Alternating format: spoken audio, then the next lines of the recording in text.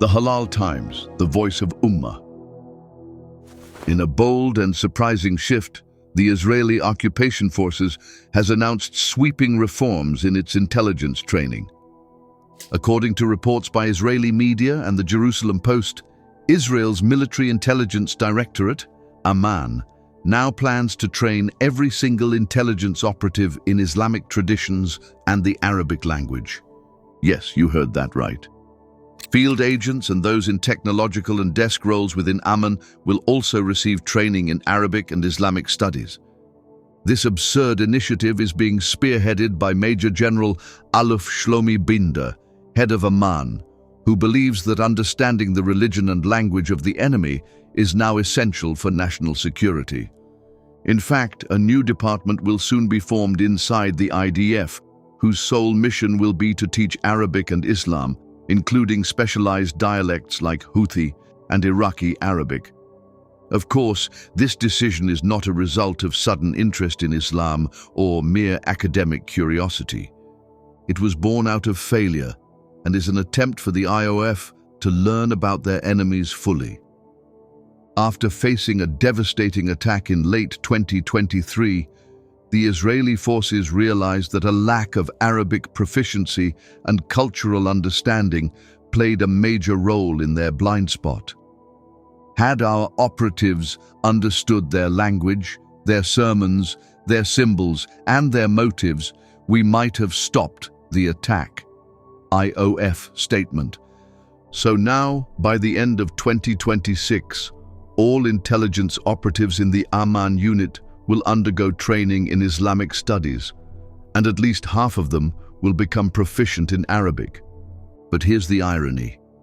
This could become the greatest miscalculation in the IOF's history, because they are going to study the Holy Qur'an as an ordinary book and the rich history of Islam as an ordinary history subject. However, they are unaware that the Holy Qur'an is not an ordinary book. It is more than just a simple collection of words. Rather, it is a book authored by none other than Allah Himself, the Lord of the worlds. It is the truth that penetrates hearts, even of its haters. Even the Quraysh, the prophets, sallallahu alayhi wasallam, fiercest enemies, feared listening to the Qur'an. They warned visitors during Hajj to not listen to our beloved prophets, sallallahu alayhi wasallam, words, as they thought them to be magic, something that immediately enchants the heart. Because they knew, if anyone listened to it, they may never be able to resist. Throughout history, countless Islamophobes, missionaries, and intelligence officers began studying Islam with the intention of knowing the enemy, as all of them hated Islam, but trying to know about Islam and the Holy Quran compelled them to end up embracing it. Because this book is not like other books, it is the speech of Allah. Indeed, this Quran guides to that which is most upright. The best example is the case of Umar ibn Al-Khattab, radiallahu anhu. He was once among the fiercest enemies of Islam, on his way to murder the Prophet, sallallahu alayhi wasallam. But then, while he was on his way to execute the evil mission, he heard just a few verses of Surah Taha. That moment shattered his heart. He embraced Islam at that moment, as he understood that the words he just heard were not ordinary. He became the second caliph of Islam, the man about whom the Prophet sallallahu alaihi wasallam said, "O son of Khattab, by the one in whose hand is my soul, never does shaitan meet you walking on a path, but that he takes a different path than yours." And even today there are thousands, if not millions, who once hated Islam until they heard just one verse. And they broke, they cried, and they immediately reverted to Islam. So now, when the Israeli forces their operatives to study Arabic and Islamic theology, they are unknowingly putting seeds of guidance into their hearts. It is true that some hearts are like rocks, brittle, dry, and sealed. Then your hearts became hardened after that, being like stones or even harder.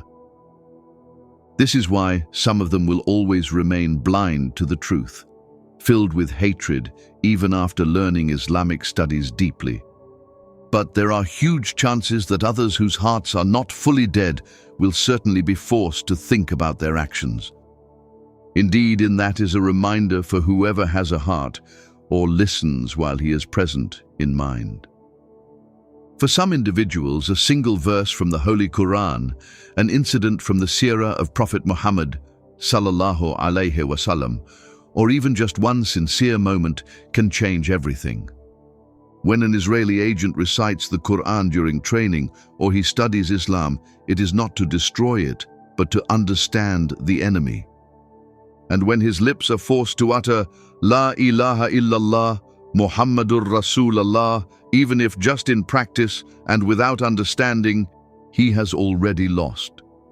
Because his tongue spoke what his heart denied. He acknowledged his defeat even without knowing it.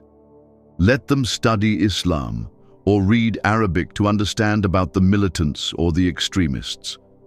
But they will soon come to know that the greatest victory of the believers is not that they defeat their enemies, but that their enemies get defeated from within.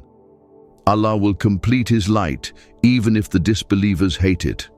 That's all for today. If you found this video meaningful and informative, please like and subscribe to support the truth.